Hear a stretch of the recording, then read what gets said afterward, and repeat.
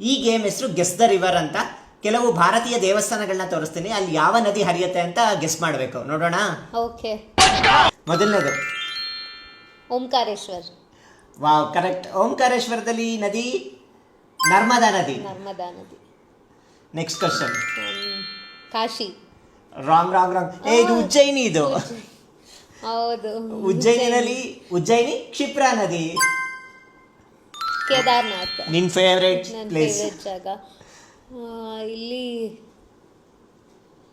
ಗೊತ್ತಿಲ್ಲ. ಮಂದಾಕಿನಿ ನದಿ. ಪಂಡರಾಪುರದಲ್ಲಿ ಯಾವ ನದಿ? ಚಂದ್ರಭಾಗ. ಚಂದ್ರಭಾಗ ಅಥವಾ ಭೀಮಾ ನದಿ. ಹೌದು. Next question. ಇದು ತೆಲುಗು.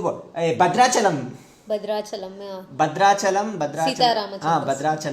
ಭದ್ರಾಚಲಂ ಕೃಷ್ಣ. ಗೋದಾವರಿ ನದಿ. ಶ್ರೀಶೈಲ ಕರೆಕ್ಟ್.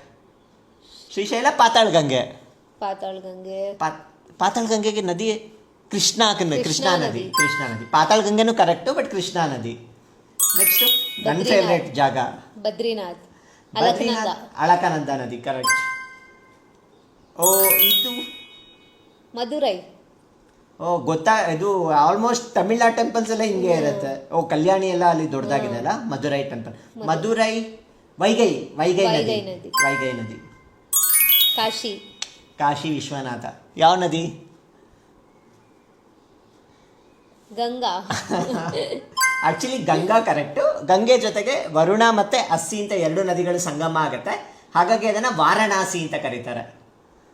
ನೆಕ್ಸ್ಟ್ ಇದು ಅಯೋಧ್ಯ ರಾಮ ಮಂದಿರ.